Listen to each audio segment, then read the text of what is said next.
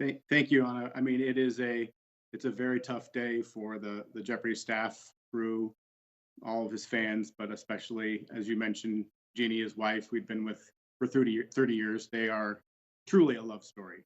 And they were lucky to have each other. So we're doing okay. You know, we love them and we miss them already.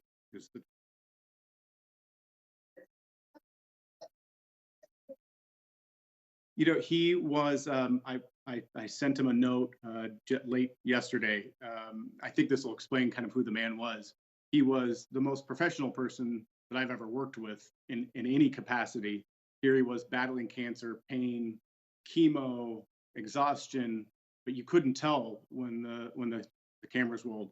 So as a professional, the fact that he kept pushing and that he recorded his final, what would now be his final episodes, less than 2 weeks ago, it gives you an idea of just how much he believed in the show, how much he cared for it. But then as a man, you know, he was an amazing dad, he loved Gene so much that it was inspirational. So what I told him was I wanted to thank him for showing me how to be a better man at work, and even more importantly, a better man with my family and my wife. He was really that great.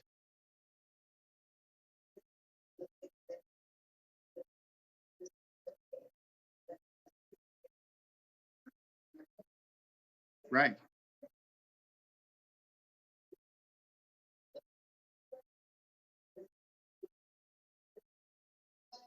You know, we didn't know that it was going to be his last.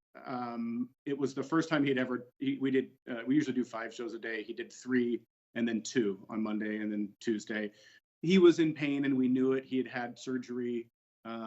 I couldn't believe he was already back from the surgery that he had had just 2 weeks before that. I had chills the entire tape day. That first show of that final week, which is the unbelievably the week of Christmas, he gives a speech talking about togetherness, how important family is, and it will resonate even more now. It was so beautiful that we were all emotional. We were all in tears, and we all started clapping, and it almost distracted him because he was going, okay, now let's play Jeopardy.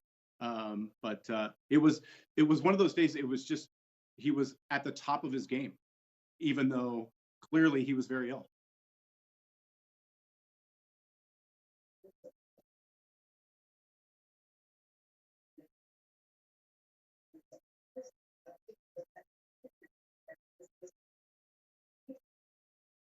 He really believed in the importance of Jeopardy, and maybe that sounds corny on today of all days, but he really thought it was important what he was doing, and it is. He loved that Jeopardy popularized intelligence, and it was important for him. It was the thing he looked forward to, as he said.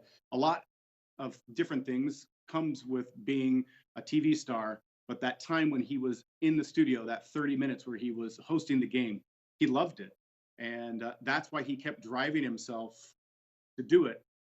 I still don't understand why he was doing it really, other than he just loved it and wanted to be there. And he reveled in these intelligent people, in the contestants, in the writers. He loved being surrounded by it.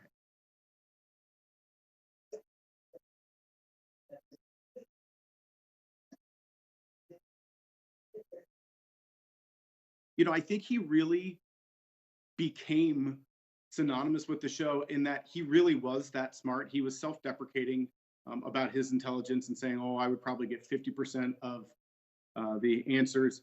I was in the writers' room with him. We met every morning before the shows. He had gone through every clue, and this was including the last taping. He went through all of them, 61 per show, rewrote them, gave his flavor, sometimes called into question some of the information, and then because he had the knowledge in a different way. I mean, he really was the show. I mean, when my first day meeting him, he started to quiz me about a place in England he had visited. It's just who he was. He craved knowledge, and it showed.